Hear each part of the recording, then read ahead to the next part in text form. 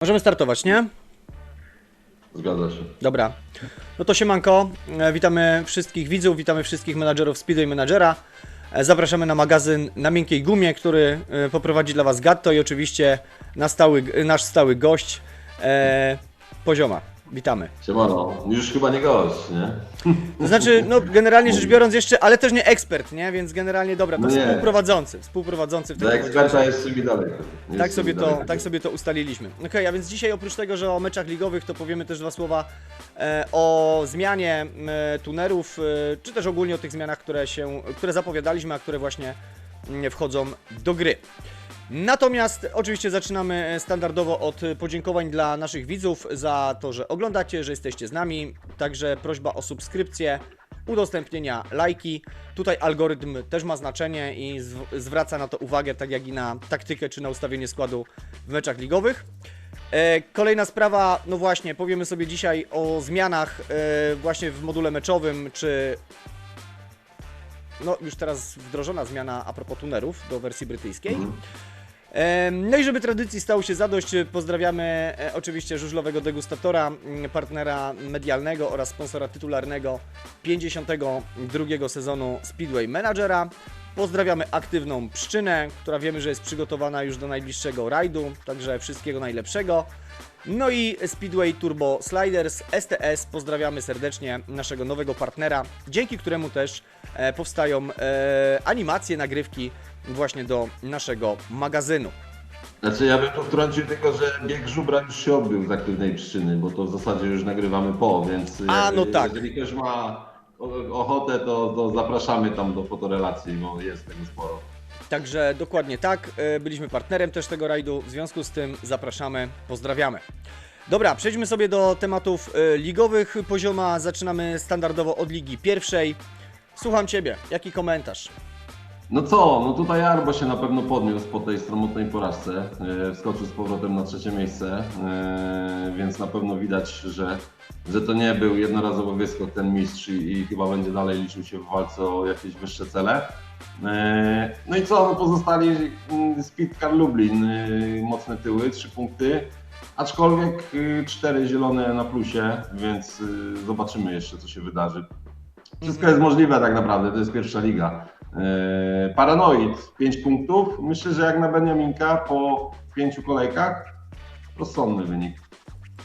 Rozsądny wynik, na pewno nie ma, jeżeli chodzi o Paranoid, nie ma blamażu, bo radzi sobie naprawdę całkiem dobrze w pierwszej lidze. Jeżeli tutaj pozwolę, no co prawda stracił ostatnio pierwsze punkty u siebie, a wiemy jak ważne w pierwszej lidze jest no jednak wygrywanie na własnym torze. Tutaj pamiętam jeszcze bandycki klub, który zrobił chyba 2 sezony temu taki rajd i mimo wszystko, pomimo tego, że tracił punkty na własnym torze, to jednak to był w stanie odrobić. No dobra, no to w takim razie, zanim sobie przejdziemy do omówienia jeszcze dalszej części pierwszej ligi, no to zapraszam na krótką relację z meczu OKP Speedway Team Węgli. Bieg numer 2, bieg młodzieżowy, a w nim Jensen w żółtym, w białym Tabak, to para gości, w czerwonym Michalak i w niebieskim Bubel, to para gospodarzy. Pięknie ze startu wyszli goście.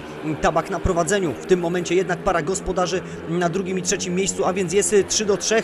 Michalak próbuje się przedzierać na pierwsze miejsce, próbuje wyprzedzić w tym momencie Tabaka, który wydaje się faworytem w tym biegu. Po szerokiej pięknie podróżuje Bubel i to on objeżdża w tym momencie całe towarzystwo w żółtym. Jensen tak jakby się nie liczył, no ale w tym momencie włącza się do walki na przedostatnim łuku. Przed nami ostatni łuk, wchodzą na metę, szanowni państwo, mamy remis 3-3.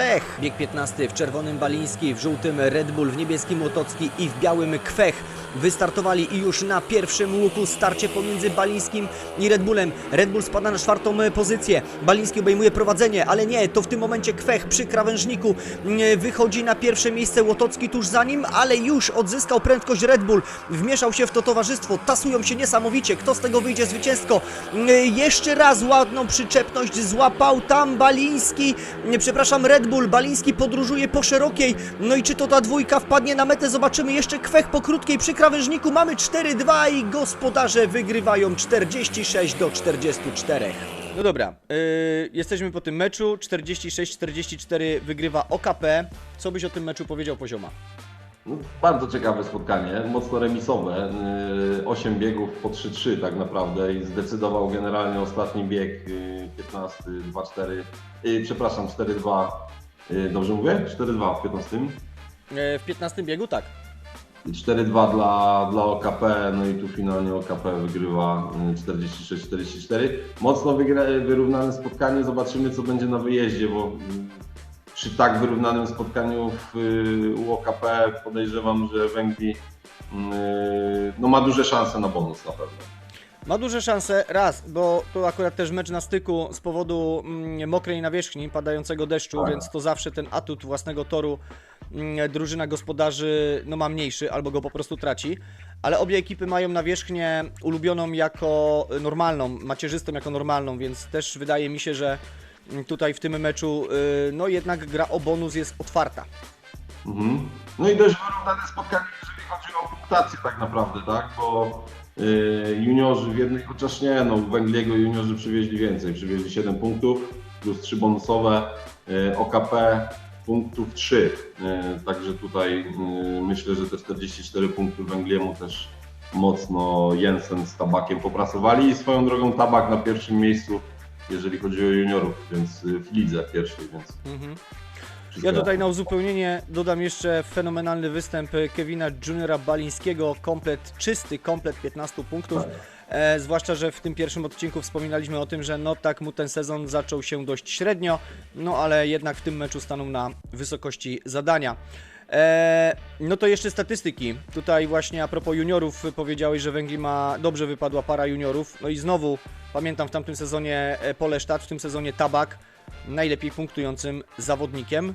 Średnia 1,5, no imponująca jak na pierwszą ligę. No na pewno warto tutaj podglądać Węgliego, jeżeli chodzi o dobór juniorów, jeżeli chodzi o ich szkolenie, bo no co by nie mówić, to nie ma sezonu, w którym gdzieś tam któryś jeden przynajmniej z jego juniorów nie wybijał się na tle całej reszty. Zgadza się. To nie jest widać przypadek, to jest pewna reguła. Okej. Jeszcze tak zapytam o tą dzisiejszą kolejkę. Jest jakiś tam hit, który widzisz? Ewentualnie ja do niego nawiążę. Wydaje mi się, że ciekawym meczem będzie... Kurczę, w zasadzie to każdy pojedynek jest tutaj ciekawy, No, więc dokładnie. trudno byłoby wybrać ten jeden taki właściwy. Ja jestem bardzo ciekaw Darmagu z Paranoidem, bo Darmag gdzieś tam, Darek w sensie doświadczona drużyna Paranoid no, zaczyna tą przygodę w tej najwyższej klasie rozgrywek, więc zobaczymy, uważam, że to będzie ciekawe starcie. No na pewno Speedway Team Węgli albo Maniacy, no tutaj dwóch tych, Pojedynek na których się szczycie niemal, co? Słucham? Mówię, że taki pojedynek na szczycie można powiedzieć, no w tamtym sezonie Tak, walczyli o tak. medale, teraz jest jakby powtórka, więc mają sobie tam pewnie parę rzeczy do udowodnienia. Zobaczymy, co z tego będzie. No, na pewno te dwa moim zdaniem najciekawsze. A ja jeszcze Jeżeli postawię chodzi- na Speedcar Lubin OKP. Obie ekipy mają nawierzchnię macierzystą normalną, więc zawsze to jest ciekawy pojedynek, jeżeli chodzi właśnie o rywalizację klubów, które mają tą samą ulubioną nawierzchnię. No ale dobra. No, na pewno daje to jakiś handicap gościom, nie? Jeżeli chodzi o tą samą nawierzchnię. Zgadza się. No pytanie, wiesz, wtedy czy jadą na doświadczeniu, czy jadą na szukaniu ustawień. No, różnie to bywa. Dobra, to przejdźmy do Ligi 2-1. Tutaj krótkie wprowadzenie na czele KSG Górnik. 7 punktów. Miejsce drugie Speedway Hojny Łódź. No właśnie Speedway Hojny Łódź utraciło to miejsce na rzecz KSG Górnik. No i na miejscu trzecim drużyna Ryby. Co Cię zaskakuje w tej tabeli? No nie, no tu Orły Radzia przede wszystkim, no ostatnie miejsce, 4 punkty, co prawda no do 5. miejsca również mamy 4 punkty, no ale tutaj to spotkanie, które się odbyło w 5. kolejce Speedway Hojny Łódź, Orły Radzia, no dla mnie knockout. Generalnie aż sobie zapisałem tutaj 9 biegów, wygranych 5-1 przez Ostatni bieg 15 dzisiejszego pojedynku, a w nim w kasku czerwonym Brem, w żółtym Sztanz, w niebieskim Giedę i w białym Tabak wystartowali goście, bardzo dobrze wyszli spod taśmy, obejmują prowadzenie 5-1, próbują układać się w parę, gdzieś tam po szerokiej napędza się Giedę, po krótkiej jedzie Brem, ale to nie daje rezultatu. rezultatu. Cały czas na czele prowadzi Sztanzl, drugi Tabak, który w tym momencie przegrywa swoją pozycję z parą gospodarzy. No i chyba zaczyna się już koncert z drużyny czy pary Speedway Hojny Łódź. Przed nami ostatnie okrążenie. 4-2 póki co jest dla gospodarzy, ale bardzo dobrze po szerokiej napędza się Breum i Giede i to oni w tym momencie na ostatnim łuku wychodzą, tak jest, 5-1 wygrywają ten bieg. No dobra, finalnie Speedway Hojny Łódź wygrywają z drużyną Orłów Radzia 66-24, no więc słucham twojego komentarza do tego meczu. 9 biegów po 5-1, tak naprawdę tylko jeden remis 3-3. No, knockout. Ciekawe co Rado na to, bo jakby już kilkukrotnie go tu wywołujemy, na razie że tak powiem nie wyraził żadnego swojego komentarza, co tam się u niego w drużynie dzieje, no ale wszystko wskazuje na to, że nie chcę tutaj ferować wyników, ale chyba powoli wita się z trzecią ligą. Nie, no, czy też mi się wydaje, że trochę za wcześnie, dlatego że faktem ciężko mu będzie odrobić bonus, albo w ogóle zdobyć bonus w takim dwumeczu. Natomiast, no powiem szczerze tak, no sam jestem też ciekaw, nie? Czy to była taka totalna niemoc, bo czasem tak po prostu jest. Ja też pamiętam taki mecz, nawet właśnie z Orłami Radzia, przegrany chyba 60-30, czyli srogi łomot, w którym nie funkcjonowało nic, żadna zmiana taktyki, no po prostu nie był to najlepszy dzień moich zawodników. Także też ciekaw jestem, co tutaj mogło się wydarzyć. Znaczy ja myślę, że to jest taki trochę ewenement jak na skalę drugiej ligi, bo wynik 64-6-24 w drugiej lidze. W zasadzie, jeżeli chodzi o drużyny, no to obie drużyny z topu. No dość znacząca różnica. Ciekaw jestem, jak będzie wyglądał wyjazd, w sensie Mateusz w momencie, kiedy przyjedzie do Rada i jak będzie wyglądał ten mecz w rewanżu. Bardzo jestem tego ciekaw. Zgadza się. Słuchaj, no i najbliższa kolejka, 6. kolejka. Aha, ja jeszcze tam nawiążę do meczu Rada. Kompletnie nie funkcjonowali juniorzy, tak? Kompletnie. Jeden punkt, natomiast nic tam nie działało. No i teraz tak, 6. runda przed nami. Ja tutaj mocno interesuje mnie mecz oczywiście naszych GM-ów, drużyna Ryby kontra Speedway Hojny Łódź, 17:45 dzisiaj. No a Orły Radzia będą mieć KS Borys Team Gorzów u siebie, więc pytanie, czy będą w stanie, że tak powiem, czy będą mieć tą odpowiednią motywację, żeby zmazać tą plamę, która jednak, no bo tak to trzeba nazwać, w Łodzi się pojawiła. Znaczy ja jeszcze, jeżeli mogę tutaj do drużyny Rada, bo zauważyłem sobie taką ciekawą sprawę, że nie wiem z czego to wynika, ale każdy z jego juniorów, być może to jest później wynik też tego, że nie jeżdżą. Pierwsze 2 sezony po przyjęciu do drużyny adeptów nie jeździł w ogóle ligi. Nie wiem, czy to jest dobre podejście do tematu, ale to bardziej taka dygresja. Okej. No dobra, jeżeli chodzi jeszcze o statystyki zawodników w tej lidze, no wśród seniorów Charlie Giede, Emil Breum, czyli drużyna Speedway Hojny Łódź. Jeżeli jesteśmy jeszcze przy temacie drużyny Orłów Radzia, Miron Sztancl 10, załapał się do pierwszej 10. No natomiast drużyna, która faktycznie jedzie trochę poniżej oczekiwań. Co do juniorów, znaczy, średnia Mirona Sztancla nie jest zła, bo to jest powyżej 2 punktów na bieg, natomiast no niestety konkurencja wystrzeliła jak fajerwerki tutaj. Klasyfikacja juniorów, zgadza się, klasyfikacja juniorów, Lance King najlepiej punktującym juniorem ze Speedway Hojny Łódź. Tutaj też szkółka Magdaru Lublin, Filip Przybylski. No i Kacper Woryna z KSG Górnik, to jest też junior, który się całkiem dobrze zapowiada. No i nawet w pierwszej 10 ma dobrze punktujących juniorów Ryba. Fenomen. Nieźle. Tak, udało się. Chyba po tej wielokrotnej motywacji Ryba wraca na właściwe tory. Pozdro Daniel dla Ciebie. Okej, no to wjeżdżamy do Ligi 2-2. Słuchaj, tabela... Słucham Twojego komentarza do tabeli Ligi 2-2. Dodam na wstępie na czele Bandycki Klub, Nowa Huta Ninjas i Darmak 2. Wszystkie ekipy mają 7 punktów, wszystkie ekipy mają dodatni bilans małych punktów. Co więcej? Tak, no gratulacje przede wszystkim dla Ciebie, drugie miejsce. Jesteś bliżej awansu niż spadku. No tutaj co? Ja myślę, że rozstrzygnięcia jeszcze przyjdą, zobaczymy, bo pamiętam, że w poprzednim odcinku mówiłeś, że Mentowski Częstochowa i Row Rybnik to są takie czarne konie, po których nie wiadomo czego się spodziewać. Natomiast no widać po tych 5 kolejkach, że powoli chyba zaczynamy wiedzieć jednak, czego możemy się po nich spodziewać. Aczkolwiek Unia Unisław, 4 remisy, dość dużo jak na jak na drugą ligę tak naprawdę. Zobaczymy też, jak będą wyglądały walki o bonusy w tym przypadku, bo tu jeżeli Unia Unisław się gdzieś tam zepnie i zacznie jeździć dobrze na wyjeździe, to wcale nie jest powiedziane, że się nie utrzyma, być może nawet i awansuje, tak, przy takiej ilości remisów. No właśnie, Unia Unisław, no więc zobaczmy sobie krótką relację z meczu KS Unia Unisław, RKS Kolejarz Rawicz, zakończony mecz oczywiście remisem 45-45. 7, a w nim zobaczymy w kasku żółtym Kelso, w kasku czerwonym Romaniaka, w białym Nikolsa i Kozubskiego w kasku niebieskim. Wystartowali, dobry start pary gości, oni z pierwszego łuku wychodzą na prowadzenie 5-1.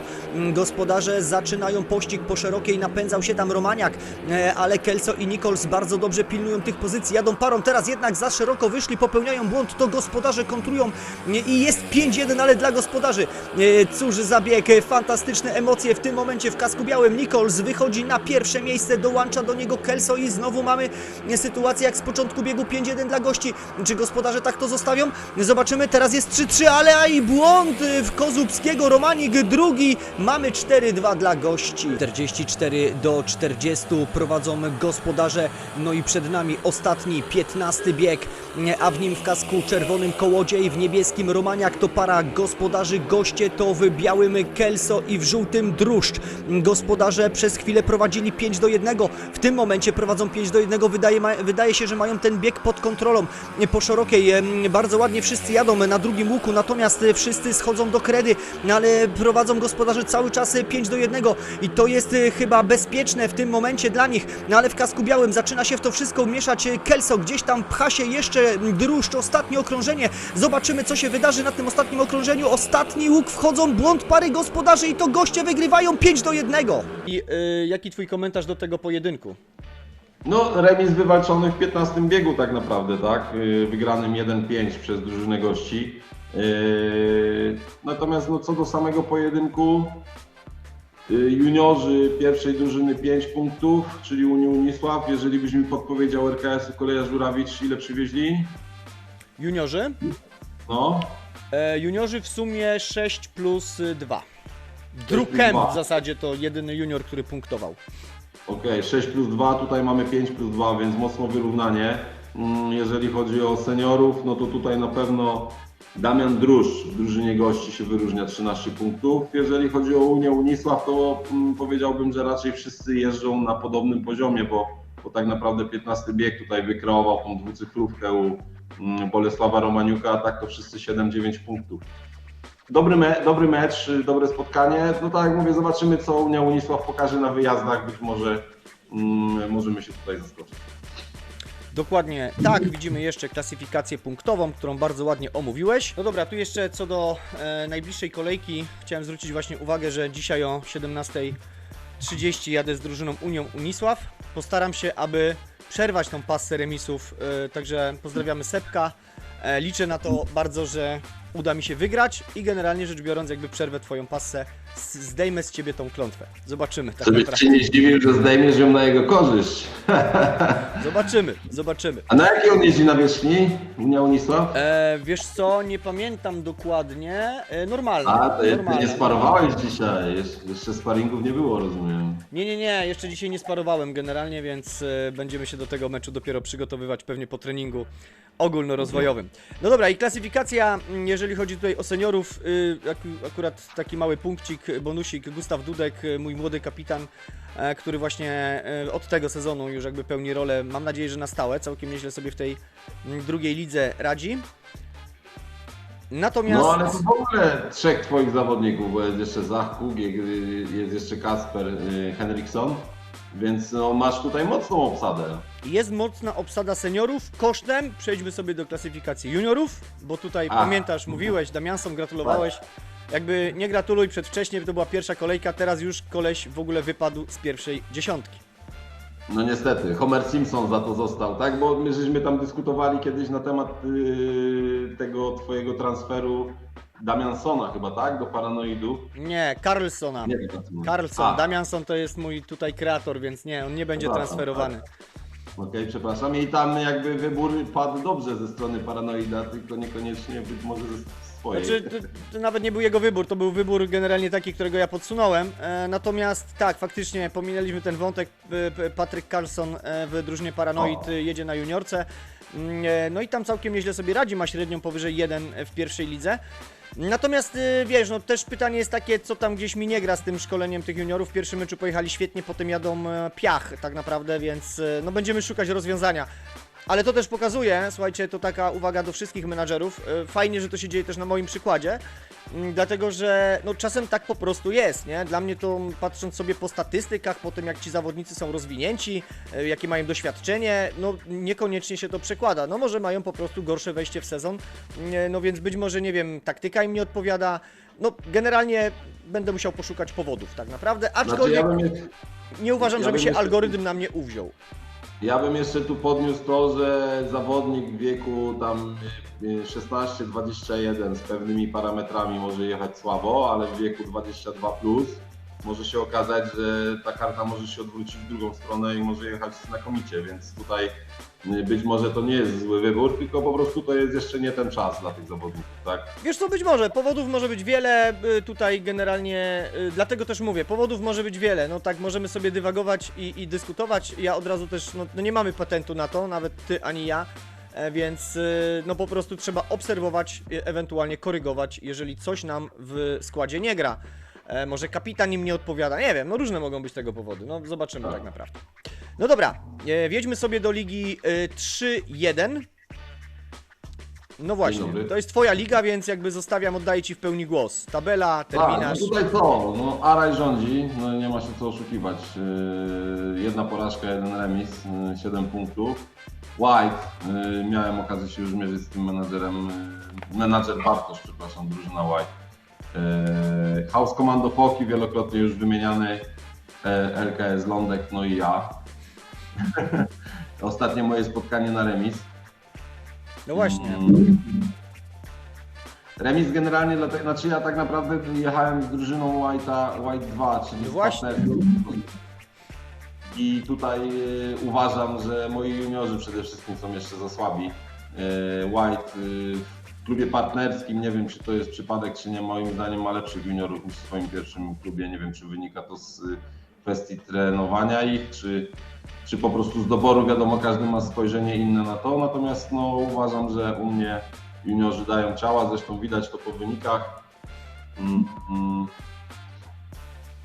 A powiedz mi taką rzecz, bo patrzę sobie tutaj na końcówkę twojego meczu, nie? I tam od któregoś chyba 11 biegu praktycznie bieg za biegiem przegrywasz 2-4, 2-4, 2-4, remis w ostatnim 3-3. Tutaj jakąś zmieniałeś taktykę, reagowałeś na to, bo widziałem, że no... Nie, właśnie to był chyba minus tak naprawdę tego, że tego nie zrobiłem.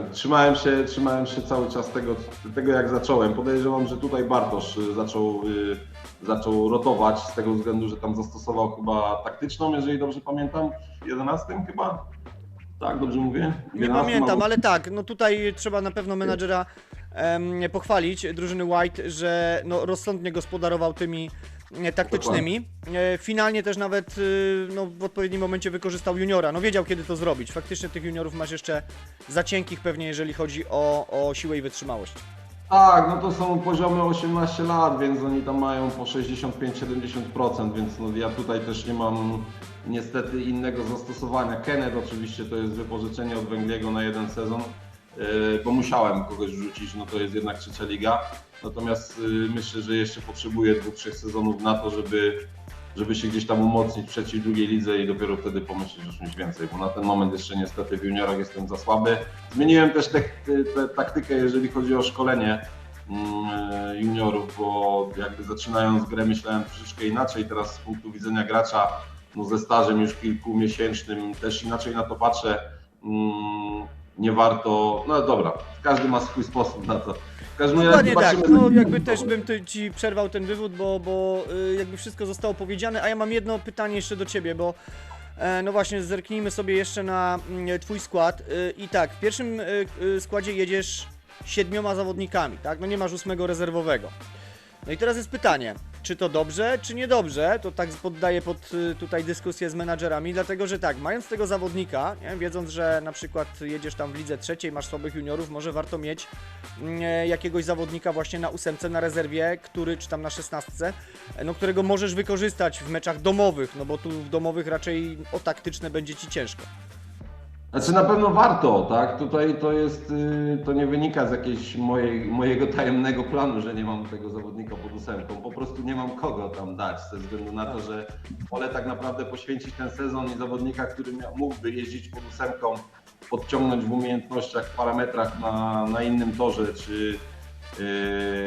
czy po prostu na innej pozycji. I wiem, że na ten moment najbliższe 2-3 sezony raczej wiele nie osiągnę. Na pewno sukcesem będzie utrzymanie się w trzeciej lidze i to jest jakby mój cel główny, przynajmniej przez najbliższe 2-3 sezony, ale na pewno warto mieć, jeżeli macie na tyle szeroką kadrę i macie możliwość wrzucenia pod 8 kosztem ewentualnie stracenia troszeczkę na formie czy troszeczkę na umiejętnościach, to na pewno warto mieć takiego zawodnika, bo po prostu może to być game changer, jeżeli chodzi o spotkanie.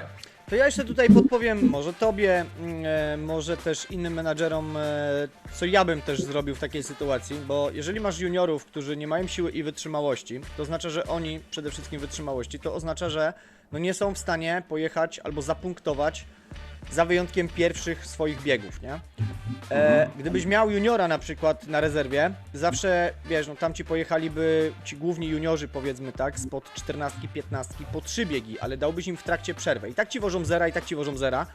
No więc wiesz, przetrącić to nawet cienkim juniorem, który w tym momencie spowoduje, że no oni będą mieć jeden bieg mniej, czyli ta wytrzymałość może im będzie większa, że tak powiem, na ten 4. bieg. To dla juniorów, no to taka moja podpowiedź, sugestia, jak ja bym ewentualnie próbował reagować w takiej sytuacji. Też nie wiem, czy właśnie nie zacznę tak reagować ze swoim składem, bo no też Damianson właśnie mu tam brakuje trochę siły i wytrzymałości.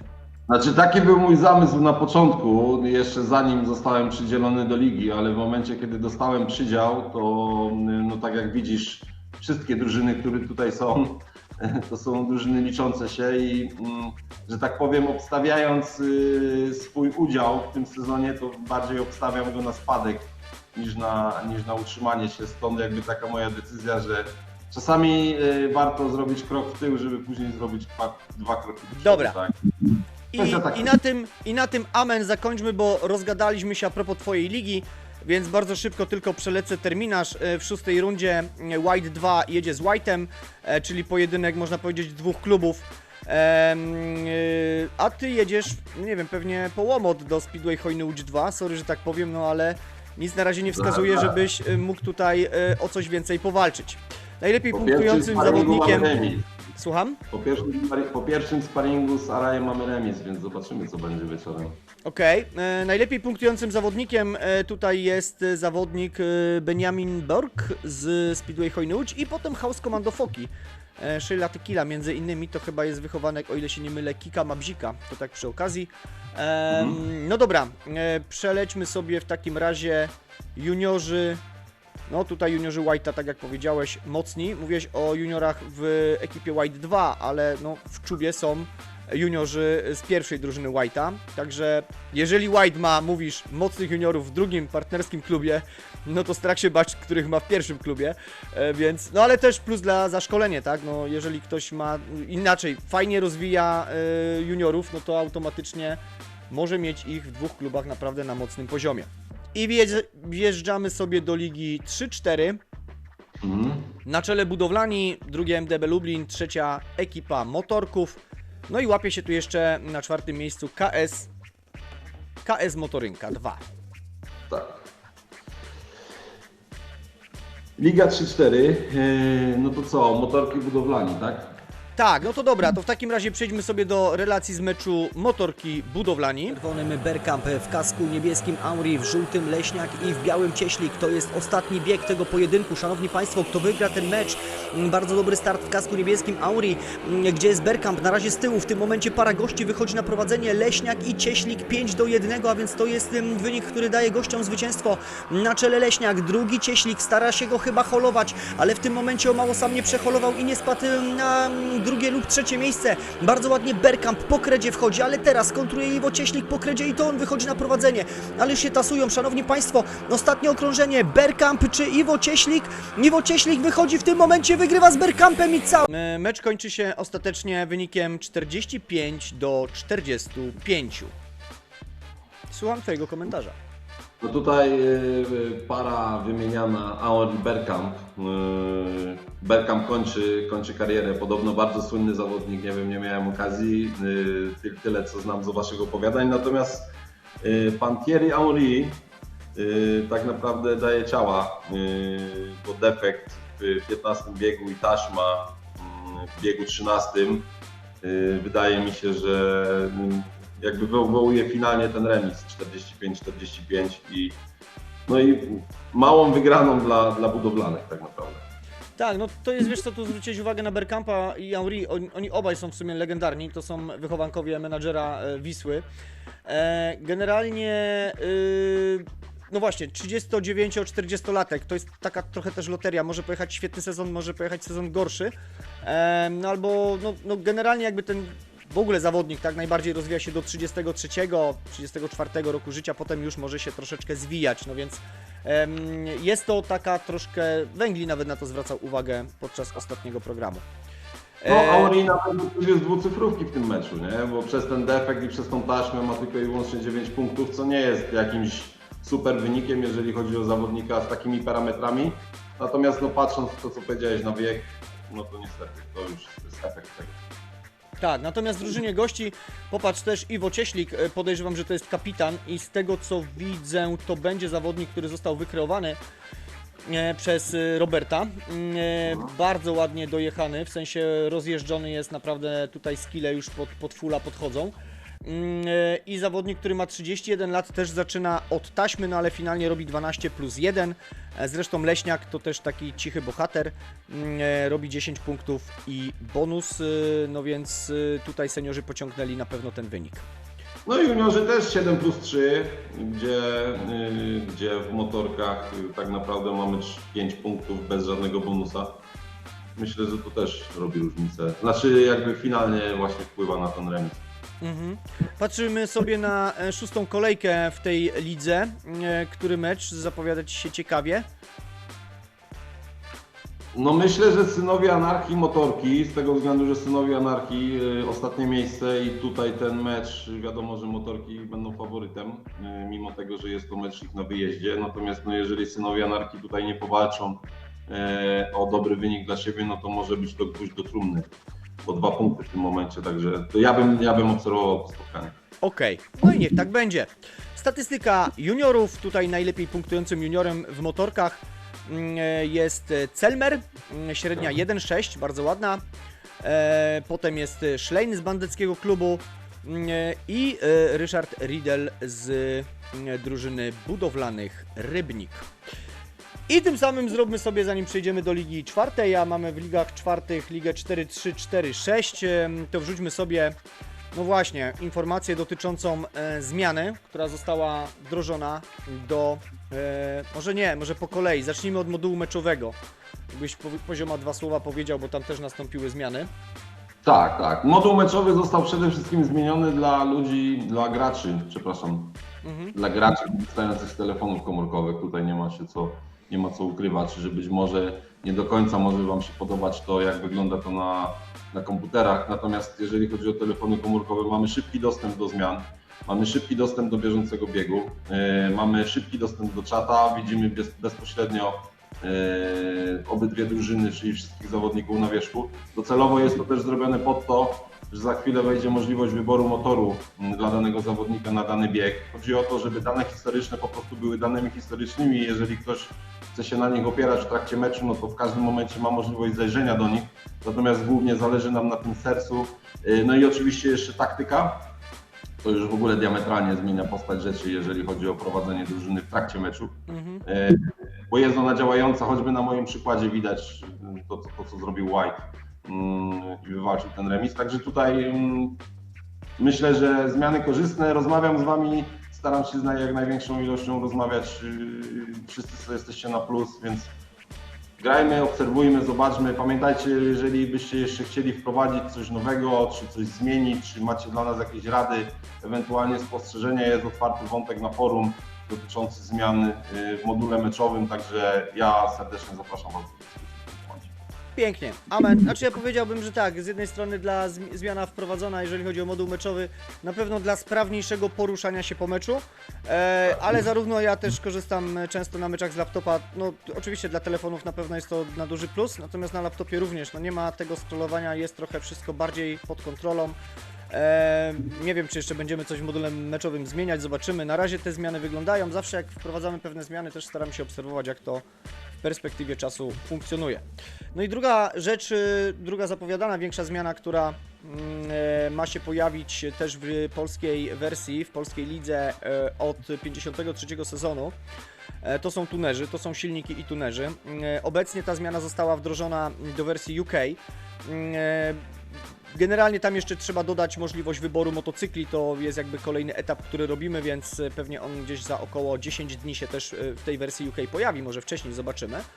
Natomiast co do zasady, jakby tutaj na razie jest 4 tunerów, docelowo może być ich 6 lub 8, a więc mamy na razie Kowalskiego, Graversena, Jonesa i Hollowaya.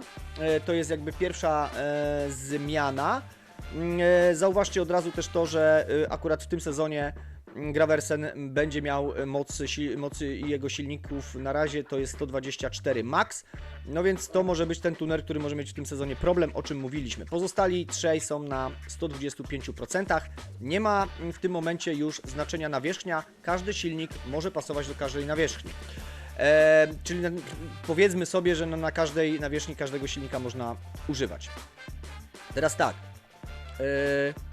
Kolejna kwestia, no to tutaj jeszcze pokazuję tą tabelę z warsztatu. Po rozwinięciu widzicie, że no, są silniki, nie ma tutaj tej informacji o nawierzchni. Generalnie przydział do zawodów pozostaje bez zmian. W tym momencie tak zwane szroty, czyli te błyskawice i tak dalej, to są jako silniki klubowe o mocy maksymalnej 109%. No i oczywiście też dokonaliśmy takiej zmiany, aby zawodnik miał ulubionego tunera, już nie silnik klubowy, ale tak jak tam wcześniej miał te błyskawice, gromy, tylko w tym momencie jest to już konkretny tuner. Akurat wyświetlam z wersji brytyjskiej Zacka Cooka, Graversen jest jego ulubionym tunerem. No i teraz padło pytanie, do którego chciałbym się odnieść a propos, jaki wpływ ma ulubiony tuner na wybór, czy też na jazdę zawodnika. Trzeba to obserwować. Teoretycznie rzecz biorąc, no, jeżeli jest ulubiony, to powinien dawać pewien handicap, tak? Natomiast nie jesteśmy w stanie powiedzieć, czy, albo zagwarantować Wam, że tak będzie na 100%. Chociażby nawet ten przykład, gdzie w tym sezonie no, Graversen osiąga, moc jego silników osiągają 124%, no a tutaj wyświetlam zawodnika, który właśnie ma ulubionego tunera Graversena, więc powiem Wam tak, no nie dokonywaliśmy zmiany żadnej w algorytmie. Nie mieszaliśmy tutaj nic, więc no też będziemy to obserwować, tak? Po prostu jak się ten mechanizm będzie zachowywał. I tu jeszcze przy okazji nawiążę, to nie tylko ta zmiana, czy każdą inną, którą wdrażamy. Gra jest napisana, algorytm jest stworzony. Nie dokonujemy korekt ręcznych, jeszcze raz to podkreślam, żadnych korekt ręcznych, ani zaglądania w to, jak on się zachowuje. Po pierwsze, bo się na tym nie znamy, po drugie, bo to jest autonomia naszego programisty, a wiemy, jaką robotę wykonał dla tej gry.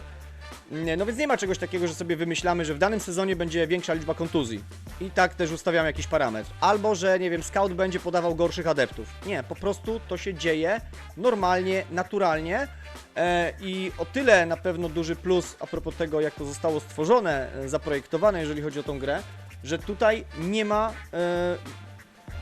nie ma takiej przewidywalności, 1 do 1, czyli na przykład skład, którym pojadę w jednym sezonie zdobył mistrza, to w drugim też powinien zdobyć mistrza. Nie, niekoniecznie, tak, bo jest dużo więcej zmiennych, które mają na to wpływ.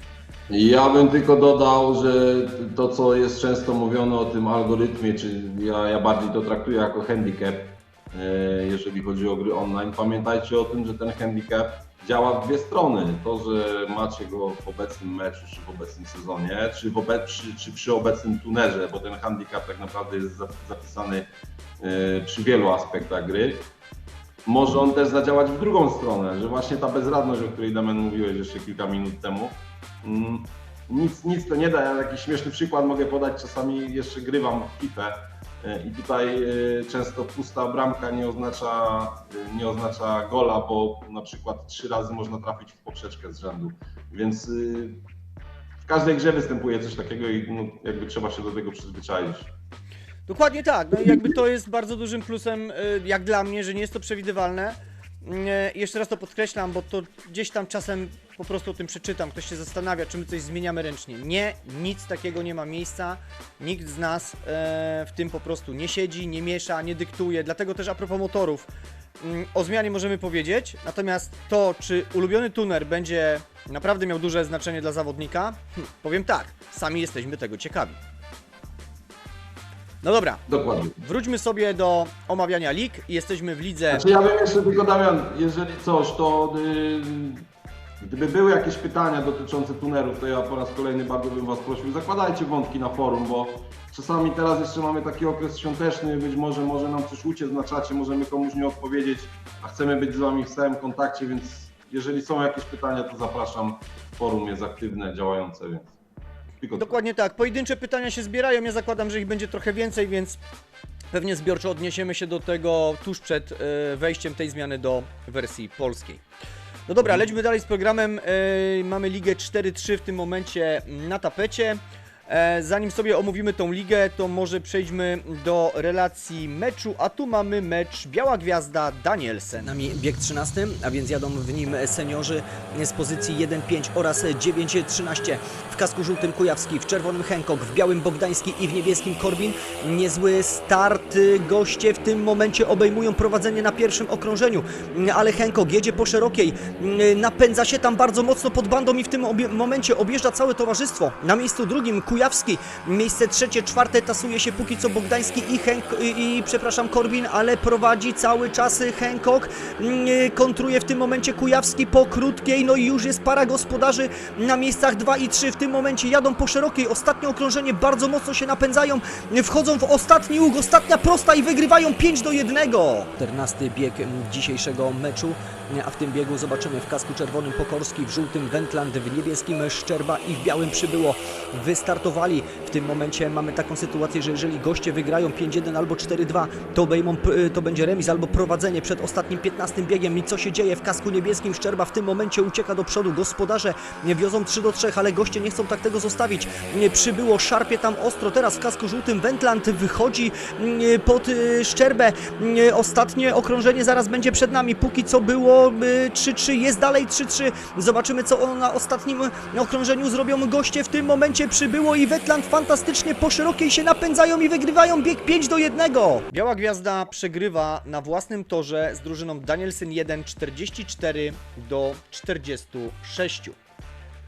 Analizowałeś ten mecz? Obserwowałeś? Tak, obserwowałem i ja uważam, że mecz został przegrany, no został w 11 biegu, gdzie gospodarz przegrywa 1-5. No i finalnie w 15 również, w 14 również 1-5, co jakby daje tutaj podbitkę dla Danielsena i te 44-46.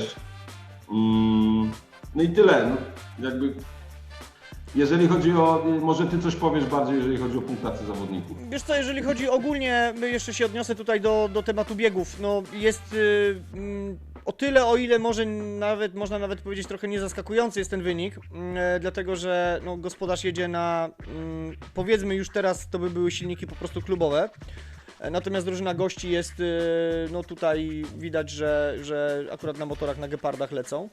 No więc to jest na pewno jedna z rzeczy, która miała znaczenie i te biegi, tak jak tu zwrócić uwagę, ważne, kluczowe, 11 czy 14, no jednak są na korzyść, czy nawet 12, gdzie tam jedzie junior, są na korzyść drużyny gości.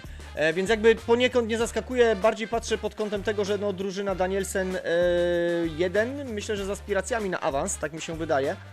Znaczy tu w ogóle, jeżeli chodzi o tabelę, to mamy Race Team i Danielsena po 9 punktów z ogromnymi plusami, także tu no, dwie drużyny mocno kształtujące tabelę. Nie wiem, kto to jest 8 miejsce, ZKS Bornow, niestety 0 punktów, nie znam tego menadżera, nie wiem. Nieważne, no jakby, znaczy nieważne, no ciężko się tutaj do tego odnieść tak naprawdę, natomiast Faktycznie dwie pierwsze ekipy jeszcze w tym sezonie nie poniosły porażki. No właśnie, i teraz mamy szóstą kolejkę. Biała Gwiazda poprzednio gościła drużynę ekipę Danielsen, teraz będzie gościła lidera Race Team 2. Także kolejna ciężka przeprawa przed tą ekipą. Jeżeli chodzi o statystyki zawodników, na coś zwróciłeś uwagę tutaj? Ale w meczu czy... Nie, ogólnie statystyka w lidze. Znaczy no na pewno Race Team 2, ogromna średnia Klaudiusza Furtaka 2,759, no to przyznam szczerze, że rzadko spotykany wynik, chyba przynajmniej ja no, nie pamiętam kiedy, jeżeli spotkałem się w ogóle z kimś takim. No i Biała Gwiazda Danielsen, no rządzą tutaj. Danielsen z Race Teamem po trzech swoich seniorów w pierwszej siódemce, przepraszam, w pierwszej siódemce po trzech swoich seniorów wyjaśnia wyniki ligowe, że tak powiem. Okej. No dobra, no to wbijajmy się. Krótko ci powiem tak, pędzę, bo widzę ile nam czasu to zapierdala, więc mamy materiału jeszcze kurwa, wiesz, dlatego ścinam niektóre rzeczy, żeby po prostu, wiesz, tym się nie przejmuj jak ci ucinam, bo nie przejdziemy dalej, nie? Dobra, 4-6. Dobra, wjeżdżamy do Ligi 4-6 w tym momencie, na czele Anioły Inowrocław, na miejscu drugim druga ekipa Pawlusa, potem Silesia, Dzikie Smurfy. Zanim sobie omówimy tabelę, no właśnie, zobaczmy bardzo ciekawy pojedynek, który odbył się w piątej rundzie. Drużyna Zjarane Ziomki kontra Dzikie Smurfy. Bieg 14. I zobaczymy, jak będą wyglądały ostatnie dwa biegi. Wystartowali, w tym momencie obejmuje prowadzenie w kasku czerwonym Garstka, w kasku niebieskim jedzie Kurmański i to para gospodarzy wychodzi na 5-1. Gość Augustynowicz-Bączkowski w tym momencie z tyłu, ale próbuje w białym Bączkowski po kredzie w tym momencie, a po szerokiej napędzał się Augustynowicz. No ale zwycięsko cały czas wychodzą z tego gospodarze, prowadzą aktualnie 4-2, ale teraz za szeroko chyba wyjechał Kurmański, mógł stracić prowadzenie, a wydawało się, że ono było takie pewne. Nie chce tego jeszcze zostawić Garstka i próbuje cały czas atakować utraconą punktowaną pozycję. Augustynowicz się to wszystko wmieszał. Jaki będzie wynik tego biegu? 4-2 dla gospodarzy. Ostatecznie Zjarane Ziomki przegrywają na własnym torze z ekipą Dzikich Smurfów 44-45. Taka moja mała dygresja a propos nazw drużyny, bo też Dzikie Smurfy to jest też jedna z moich chyba bardziej ulubionych nazw, trafna. Dzikie Smurfy dobrze brzmi, menadżer Gargamel, no więc wszystko się zgadza. Natomiast Pozioma, komentarz do tego meczu. Znaczy no tu na pewno wydaje mi się, że mecz ustawił drugi bieg, w zasadzie pierwszy bieg juniorów i tutaj wykluczenie Kugelsmana, bo niestety takie nastąpiło, a to jest z tego co wydaje mi się po analizie zespołu Zjarane Ziomki, to jest ich główny junior. Średnią biegową ma 1,6, więc na to by wskazywało na to. No i 44-45, pechowy wynik, no ale niestety się trafił. Kozyni pozdrawiam, bo trzymam za ciebie kciuki, no ale czasami zdarzają się takie mecze niestety. Się nie poradzi. Zdarzają się takie mecze, faktycznie tutaj Kugelman wypada w pierwszym biegu. Mieli tutaj z Norrisem zderzenie, no z tym, że Kugelman już nie był w stanie kontynuować jazdy, więc wypadł. No, pewnie miało to też swoje znaczenie. Jeżeli chodzi o tabelę tej ligi, w takim razie przejdźmy sobie do niej. Na czele Anioły Inowrocław, patrz, też ekipa, która ma w tym momencie 8 punktów. No i pewnie z aspiracjami tu jest chyba menadżerem Quintą, którego też skądinąd pozdrawiamy. No i co, myślisz, że awansują? Przyznam szczerze, nie będę ukrywał, nie znam drużyny Anioły Inowrocław, no tu mówisz pozdrówki, jakby dla menadżera. No kurczę, zobaczymy, no jedna porażka tylko, no zapewne na wyjeździe, 4 wygrane, no na pewno jest na pierwszym miejscu z jakąś tam przewagą do 5. Zobaczymy co się wydarzy, ja bym tutaj jeszcze Dzikich Smurfów i Silesii Wrocław nie eliminował z grona tych, którzy mogą awansować, bo są to dwie drużyny, które już chyba się przewijały po trzeciej chyba, albo nawet i drugiej lidze, także... Tak. Także zobaczymy, co się wydarzy. Dlatego zapytałem o te Anioły Inowrocław bardziej właśnie z tego powodu, że grupa pościgowa jest naprawdę mocna, więc też nie będzie im łatwo. Aczkolwiek patrząc sobie na statystyki juniorów, to tutaj mamy Kevina Ciorga? 1,789, no imponująca średnia, także no i w pierwszej dziesiątce jest jeszcze junior, też właśnie z ekipy Anioł Inowrocław, średnia 1,0, ale no właśnie, jak patrzymy na pozostałych juniorów, Dzikie Smurfy, Silesia, no to między tymi drużynami na pewno rozegra się walka o awans. No i Pawlus do tego. No jest, tak, ale jest ten Edmund Kugelsmann.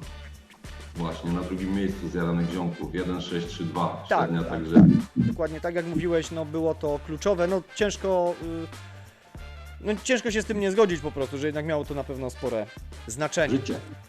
No dobra, wjeżdżamy sobie do ligi 5-2, a tutaj w zasadzie mamy, no właśnie, liga 5-2 na czele Flycatchers, drużyna, znasz ekipę?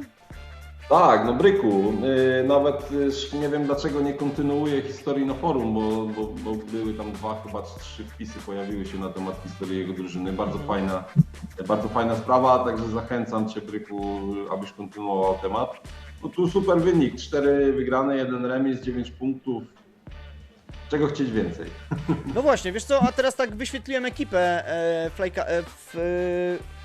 Bardzo Flycatchers. fajnie stworzona drużyna, analizowałem to. Generalnie wszyscy poniżej 30 roku życia.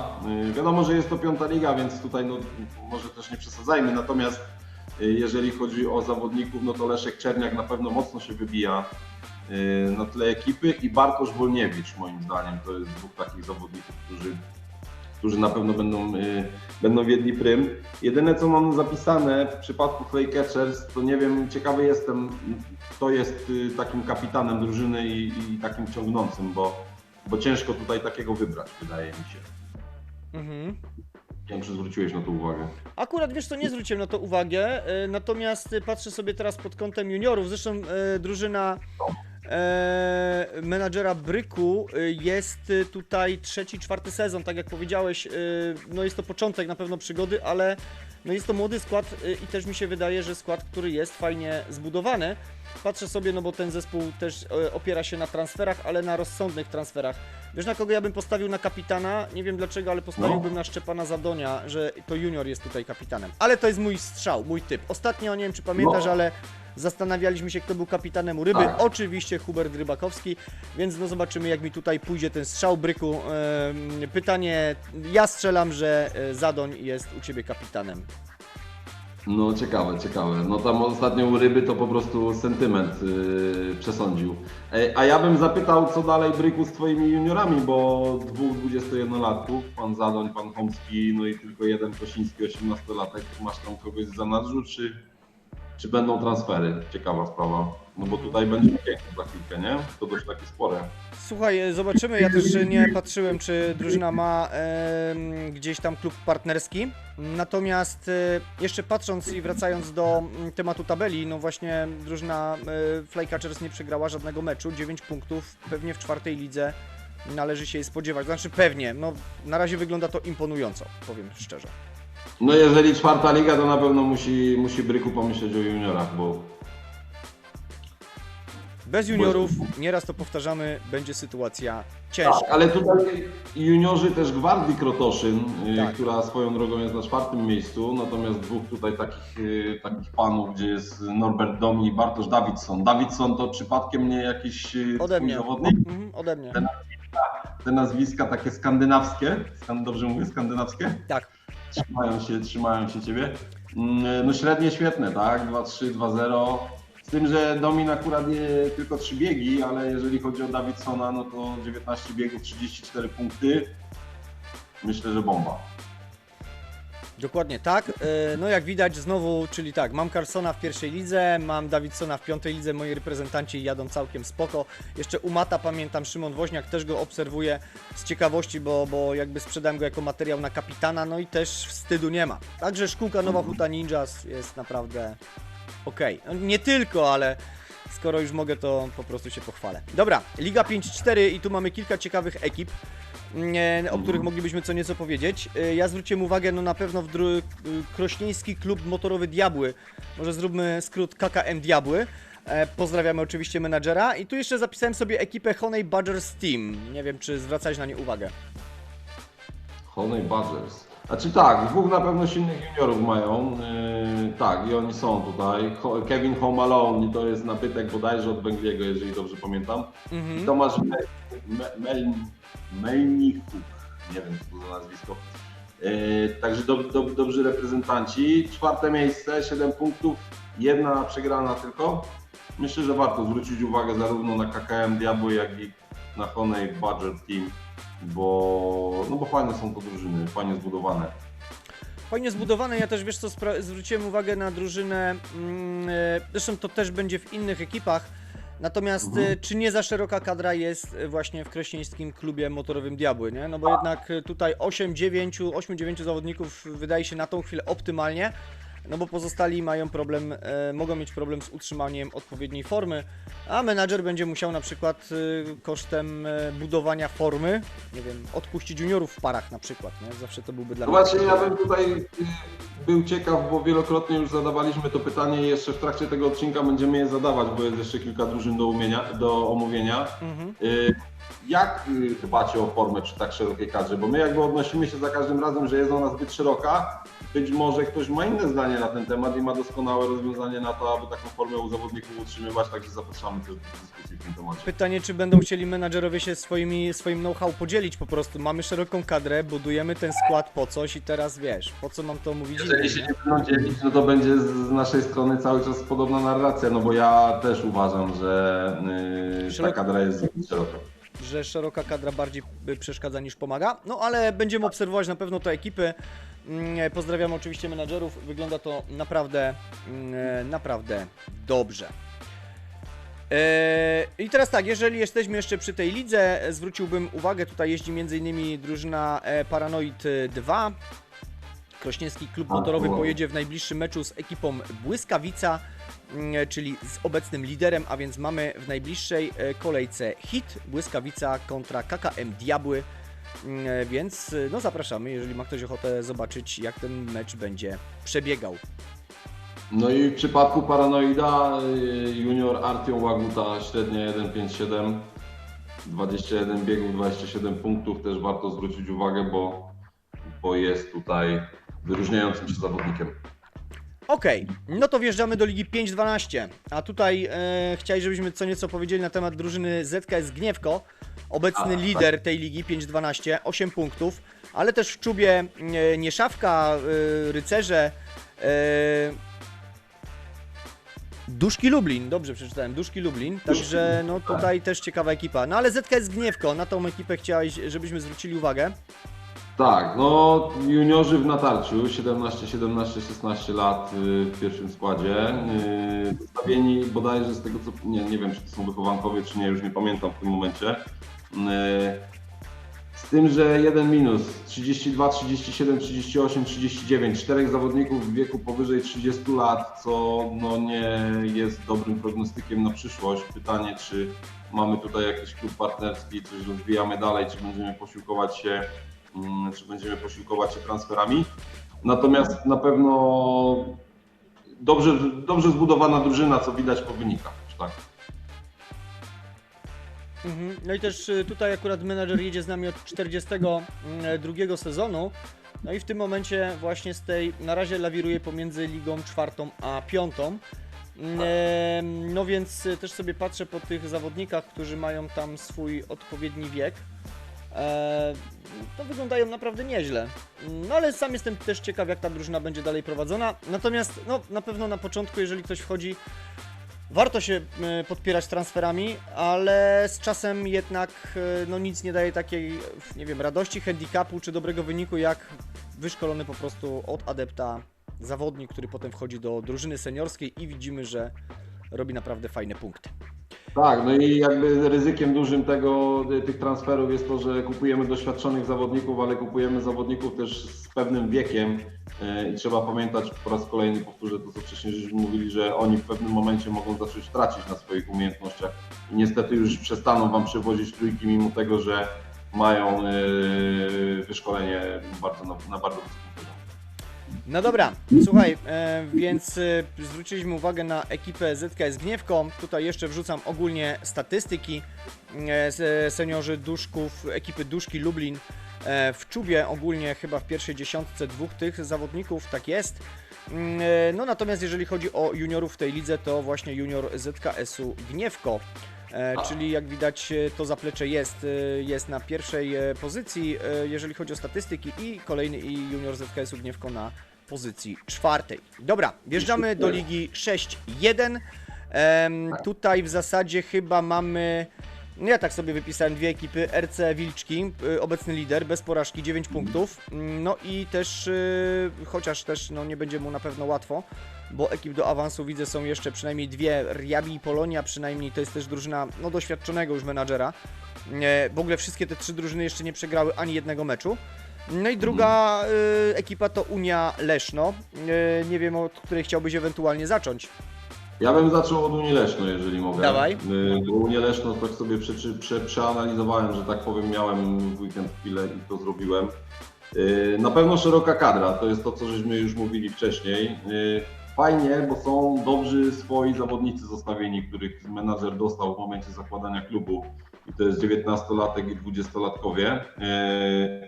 Naprawdę z fajnymi parametrami. Natomiast tutaj ewidentnie widać, że transfery nie poszły tak jak powinny. Znaczy zawodnicy oczywiście są doświadczeni i jakby są na fajnym poziomie, natomiast myślę, że nie do końca dobrze dobrane są cechy charakteru. Troszeczkę wygląda tak, jakby menadżer kupił to, co było. Tak mi się wydaje. No, oczywiście to jest tylko i wyłącznie moja opinia, nie chcę tutaj nikogo negować, bo drużyna ogólnie widać, że prowadzona jest w odpowiedni sposób, natomiast cechy zawodników przy tych transferach myślę, że nie do końca były przemyślane. Znaczy wiesz, to może nie tyle przemyślane, co ja jeszcze bym powiedział, że tutaj pewnie jeszcze doświadczenie troszkę jest potrzebne. Też zwróciłem sobie uwagę właśnie na transfery, które zostały dokonane. No i moim zdaniem, wiesz, no tutaj warto by było ewentualnie, aby co nieco też menadżer może podpytał, kogo kupić, kogo nie. Oczywiście Dokładnie. jesteśmy do dyspozycji, my czy GM-owie. Chodzi tu przede wszystkim o to, że no tak jakby sugerował się CU, nie? Że ono będzie wyższe niż skład, który dostał na początku. To na chwilę daje tam jedną, dwie ligi, może daje to plus, ale potem no, za daleko z tym nie dojedziemy. A jeżeli zostanie taki sentyment pod tytułem mam zawodników, nie mam kasy, żeby kupić innych, jadę z tymi, co mam, no to warto tutaj zrobić, warto tutaj, że tak powiem, zapytać. Na pewno podpowiemy, żeby było to bardziej, nie wiem, lepiej skonstruowana drużyna albo lepiej dobrani zawodnicy. No i też Tak, trochę... tym bardziej, że tutaj widać to, no bo zobaczmy, ma raz, dwa, trzy, cztery, pięciu kupionych w zasadzie, dobrych zawodników pięciu wydawałoby się, jeżeli chodzi o wyszkolenie, no a tutaj drużyna z miejsca 4., 3., 2., które są doświadczone i mają wyszkolonych zapewne swoich zawodników w składach, niestety no jak na razie o kilka oczek wyżej od Unii Leszno, więc to też jest sygnał chyba do tego właśnie, że mimo tego, że jedni i drudzy mają doświadczonych zawodników, to ci drudzy, że tak powiem, z 2., 3., 4. miejsca są wyżej. No i tutaj dla porównania akurat ja też wrzucam teraz klub RC Wilczki, RC Wilczki 303 dokładnie. I tutaj z kolei tak, menadżer, który jedzie 4. sezon, zaczął w 49. sezonie. No właśnie, skład jest optymalny, tak gdybyśmy mieli to zestawić, tak? Unia Leszno, która ma trochę moim zdaniem za szeroki skład i nie do końca, tak jak powiedziałeś, trafione transfery. To znaczy inaczej, one nie są perspektywiczne. One na jedną, dwie ligi wyżej może pomogą, ale podejrzewam, że nigdzie dalej. Warto też skupić się na szkoleniu własnych zawodników. Natomiast, no i drużyna RC Wilczki, która, no z kolei tak, uważam, że transfery są przeprowadzone z drużyny Arden Tarnów na przykład, no lepiej, ale przede wszystkim jest węższa kadra i to ma na pewno tutaj też spore znaczenie.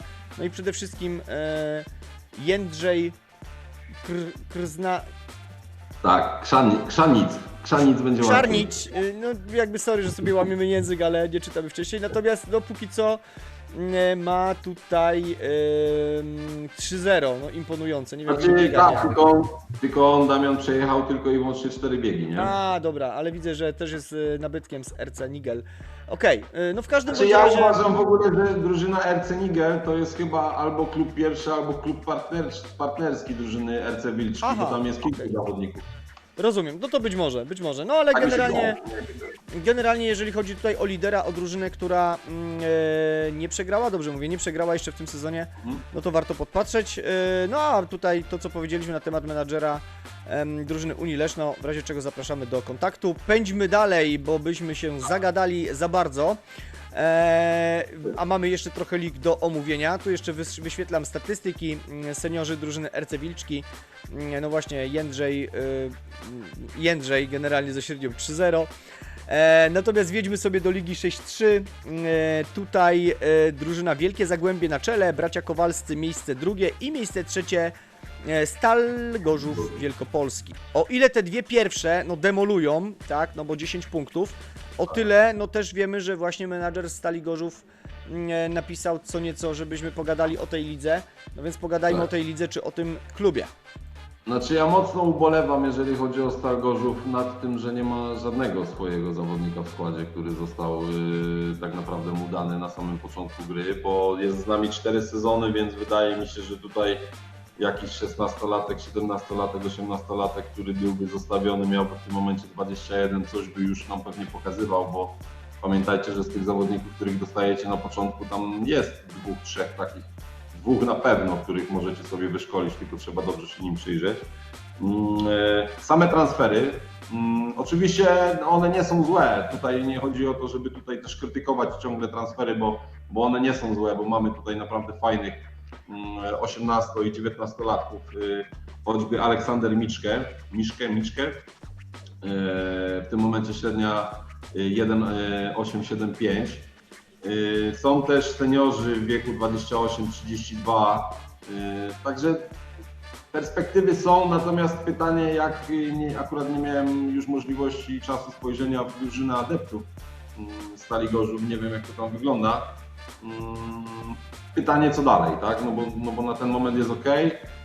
Na ten moment mamy trzecie miejsce, 7 punktów, czwarty zespół ma 4, więc jest duża szansa na utrzymanie. Pytanie, czy uda się awans. Nie wiem, jak następna kolejka Stal Gorzów jedzie z Motorem Lublin na wyjeździe. Motor Lublin 4 miejsce. No, tu też ciekawa sprawa, bo trzecie, czwarte, jeżeli Motor wygra u siebie, będzie już miał punktów 6. I zdecydowanie zbliży się do Stali Gorzów. No zobaczymy, co się wydarzy. Ja tutaj w międzyczasie sobie, wiesz co, oblukałem jeszcze drużynę adeptów i tak, no powiem... Zapraszamy do kontaktu. O, może tak, nie? Jeżeli chcesz faktycznie wjechać trochę na taki poziom i nie frustrować się tymi adeptami, których masz, to no to warto byłoby, żeby...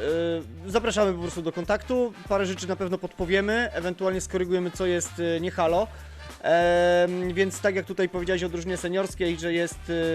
w sumie ty też miałeś taki zaciąg na początku, nie? Ale warto, wiecie, jasne, a propos tego transferu, nie kupować wszystkiego jak leci, nie kierować się koniecznie ceną, dokonać jednego, może 2, może 3 dobrych transferów i trzymać własnych zawodników, których mamy właśnie od początku. No i co do adeptów, wiesz, 13-latek, tak dla przykładu powiem, który ma CU 44, ale też patrzę na siłę i wytrzymałość. To słabo. Co prawda niezła jest koncentracja i waleczność tutaj, natomiast no tam, no generalnie rzecz biorąc, nie mówię, że wszyscy, że to jest coś złego, nie, ale parę sugestii można zwrócić uwagę, zresztą mamy odcinki o adeptach, zapraszamy do oglądania, bo tam można naprawdę fajne, ciekawe informacje a propos drużyny adeptów, czy doboru kandydatów, których mamy od skauta, czy których mamy ze szkółki Slamera, można się na pewno paru ciekawostek dowiedzieć. No dobra, zrobiliśmy charakterystykę tutaj tego klubu. Liga w tym momencie 6-12. Pantery Poznań tutaj nam się odezwały, aby zrobić krótką analizę. Miejsce 6. No dobra, no to mamy ligę 6-12 pozioma i tutaj właśnie mówiliśmy o ekipie Gossip, która jest na czele bez porażki, no ale Pantery Poznań. Też pozdrawiamy menadżera, dzięki w ogóle za info o lidze. Przy tej okazji zachęcamy każdego, wrzucajcie informacje, o których ligach moglibyśmy co nieco powiedzieć, troszkę tam, że tak powiem, w cudzysłowie pomądrować, tak, wyrazić swoje zdanie, ale myślę, że dla każdego coś tutaj się ciekawego znajdzie. No dobra, co tam o Panterach Poznań możesz powiedzieć? No i tu jakby w sprzeczności do tego, co było do tej pory, jeżeli chodzi o tych menadżerów, których omawialiśmy, to tutaj tak, fajni swoi zawodnicy, zostawieni, naprawdę przejrzałem parametry wszystkich, moim zdaniem Nie wiem, czy to jest gracz, który grał już w naszą grę, czy to jest początek. Jeżeli to jest początek, to na pewno analizował nasze materiały, które są i na YouTubie, i na forum, i te informacje. Albo być może ktoś mu pomaga z GM-ów, nie wiem.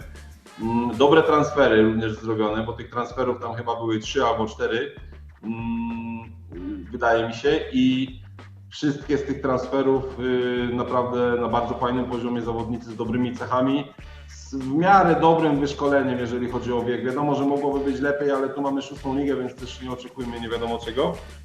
Pytanie jest tylko jedno, jeżeli chodzi o tą drużynę, kto tutaj jest kapitanem, bo ja nie widzę tutaj lidera i uważam, że to jest bolączka tej drużyny, ale to jakby też mówię tylko i wyłącznie moje zdanie. Tak, no faktycznie ciekawe pytanie, znaczy pytanie do menadżera, kto jest kapitanem ewentualnie, niekoniecznie też oczywiście będzie ktoś chciał to zdradzać, no bo kapitan to też jest jakaś tam, powiedzmy sobie, to jest zawodnik, który może rozegrać mecz, tak, niekoniecznie musi być pod 1 czy 5, nie może być też na innej pozycji tak naprawdę, albo może być nim junior. Wiesz co, zwracam sobie uwagę też, znaczy ja z kolei powiem tak, patrzę na szeroką kadrę, znowu, ten temat tej szerokiej kadry, fajnie, że są juniorzy, że są zawodnicy jakby ci od początku zostawieni, natomiast jeżeli chodzi właśnie o, patrzę sobie, czy jeszcze jest drużyna U24, nie ma drużyny U24, no więc dość szeroka kadra, a jeżeli już, no to no właśnie, jak tam forma tych zawodników się utrzymuje, aczkolwiek jest to drugi sezon tego menadżera, w zasadzie wszedł w sezonie 51 awans, no i teraz walczy w sezonie 52. No właśnie, pytanie, jakie są cele? Moim zdaniem cel to przede wszystkim utrzymanie, aczkolwiek szansa na awans chyba jeszcze jest. Znaczy tu w ogóle fajna by była opcja uruchomić sobie U24 i właśnie część z tych młodzieniaszków przerzucić sobie i tam szkolić i jeździć nimi w parach i w SGP. Tak, no oczywiście jeżeli jest taka możliwość, nie? To tak, jeżeli ktoś ma No, taką ale możliwość. odpowiadam rozwiązanie po prostu, jeżeli chodzi o to, nie? Ciekawi mnie drużyna w tej lidze, jeżeli możemy wrócić jeszcze do tej 6-12, Jest... drużyna Gossips. Dlaczego? Jeżeli mnie pamięć nie myli z czasów naukowych, to Gossips to są plotki. Ciekawe, skąd taka nazwa. Aha. 5 zwycięstw, 10 punktów, 196 na plusie. Nie znam menadżera. Nazwa zwróciła moją uwagę, dopiero później wyniki. Okej, generalnie wiesz co, ja akurat menadżera może też nie znam, natomiast klub kojarzę, przewija się w ligach 5., 6, tutaj najwyższy chyba poziom rozgrywek to był poziom 4. No ale tak jak też, nie, był poziom 3, była też 3. liga swego czasu. Natomiast wiemy, że każdy ma też swoje cele tutaj w Speedway Manager i niekoniecznie każdy musi mieć też ten pęd, nie wiem, wygrywania, bycia w 1. lidze. No, jakby cieszymy się też, że są menadżerowie, którzy właśnie grają na takich poziomach, powiedzmy sobie lig niższych trochę, tak? Też pytanie, kto ile ma czasu, żeby poświęcać na tą grę. No dla każdego tutaj, każdy znajdzie tutaj miejsce dla siebie tak naprawdę i każdego menadżera zapraszamy. No dobra, natomiast... Bartasa z Fordonca 2-0, drugie miejsce. Przewija się gdzieś tam ten menadżer w naszych ostatnich filmach.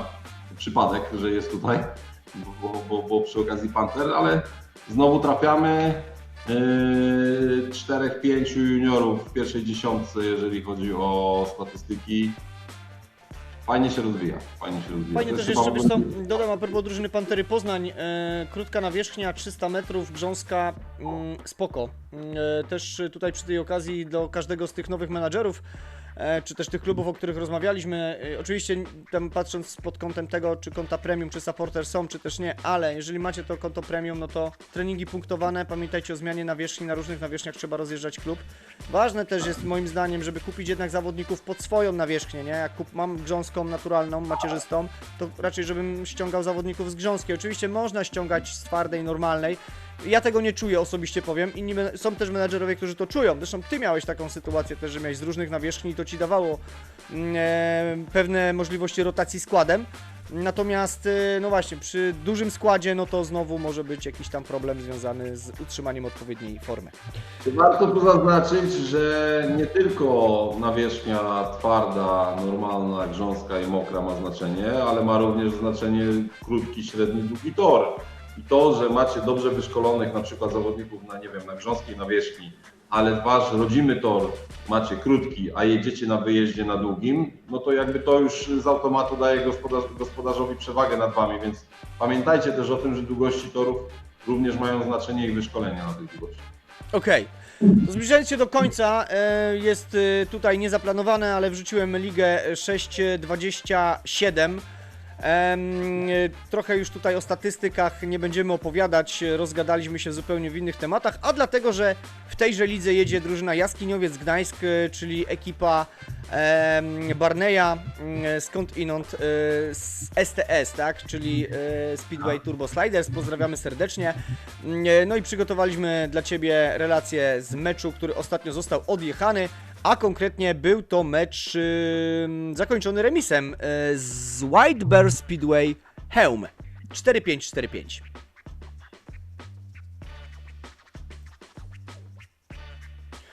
No dobra, jesteśmy po tym meczu zakończonym remisem. Wyjazdowy, no remis na wyjeździe to zawsze jest dobry wynik na pewno, ale co byś powiedział o ekipie Jaskiniowiec Gdańsk? No widzę, że tutaj Barney ciśnie tych zawodników, których dostał i bardzo dobrze. Mamy tutaj jednego wybijającego się Jakuba Woźniaka, średnia 2.2.1.4. Jeżeli chodzi o juniorów, to widzę, że Liunga i Śledzia odpuścił, ale Kwarciński, Łukasik, średnia 1.2.5, 1.5.0. Nie wiem, jakie ma ustawienie w drużynie, bo akurat no, nie będę ukrywał, nie widziałem, którzy jeżdżą na pozycjach 6-7. Kojarzysz, nie kojarzysz? Nie, znaczy juniorów, wiesz to nie, no bo tu jest skład zbudowany. Znaczy tak, ja zwróciłem uwagę, młody skład, tak? Młody skład, którym da się jak widać awansować, czyli no tutaj nie było transferów od razu, jeżeli już, no to takie powiedzmy sobie rozsądne. Natomiast... Nie, tu jest bez podpórki, wszystko jest na własnym. Aha, okej, to widzisz, to akurat na to nie patrzyłem, na to nie zwróciłem uwagi. Natomiast, no więc właśnie, da się tym składem awansować, jeżeli ktoś tutaj jeszcze podeprze się supporterem, tam jest utalentowany 16-latek, warto go włączyć od razu do drużyny, żeby on się też rozwijał z czasem. No więc, no i drużyna, która w lidze 6 póki co walczy o awans, a jak będą ci zawodnicy objeżdżani, no to automatycznie też w lidze, załóżmy 5, jeżeli uda się awansować, no to oni też będą trochę bardziej rozjeżdżeni. Nie, no tu już ten 16-latek jest wcielony, bo jest ich 4. Ciekawe, który to z nich. Barney, daj znać, który z nich jest z supportera, chętnie sobie na niego spojrzymy. Ja bym tutaj wytypował ci od razu, tylko... No, masz możliwość, ja nie chcę. Nie chcesz robić podglądu, wiesz co, a kurczę, bo to po cechach można sprawdzić. To pamiętajcie, że zawodnik, który właśnie jest supportera, ma cechy 275 w sumie. Każdy inny zawodnik, który jest od skauta bądź ze szkółki slamera, ma sumę cech na poziomie 250. No po wyniku powinien być to Łukasik. Słucham? Po wyniku patrząc powinien być to Łukasik. No to ciekawe, zobaczymy co powie Barney. Natomiast tym samym jakby dobiegliśmy do końca tego programu. Miało być krótko, wyszło jak zawsze. Rozgadaliśmy się mocno. Natomiast no oczywiście zachęcamy do pozostawienia w komentarzach informacji, o których ligach mamy pogadać, o jakich klubach. No i to co zawsze mówisz, czyli zapraszamy do dyskusji graczy. No może w końcu ktoś, na pewno wystąpił u nas Araj, z tego co wiem. Wiem, że Daniel też zgłaszał tutaj Ryba, w sensie taką chęć występu z nami, pogadania trochę, bo wiem, że chłopaki mają odmienne zdania niż my, bardzo często. Tak. Natomiast graczy również zapraszamy cały czas na bieżąco, nie wstydźcie się, chodźcie pogadajmy. Bardzo jestem ciekaw tej dyskusji, bo wydaje mi się, że no, mogłyby się pojawić inne opinie. Wiadomo, że każdy patrzy ze swojego punktu widzenia i tutaj gorąca dyskusja na pewno jest mile widziana. Zgadza się i tutaj zgadza się. No i właśnie nawiązując do tego słowa, niekoniecznie tu nie chodzi o to, żeby się zgadzać we wszystkim, tylko podyskutować, porozmawiać. Nam nie zależy, żeby nasza racja była najbardziej nasza. Też słuchajcie, jeżeli są jakieś wątki, zagadnienia, nawet jeżeli jest coś, z czym się tutaj nie zgadzaliście, coś gdzieś tam pominęliśmy albo nie zwróciliśmy na coś uwagi, dawajcie znać, zawsze też będziemy się do tego po prostu odnosić w następnych programach. Także dobra, nie przedłużając, kończmy. Powodzenia w dzisiejszej 6. kolejce dla każdego menadżera, trzymamy kciuki i do zobaczenia w kolejnym programie. Siemano, cześć! Siema!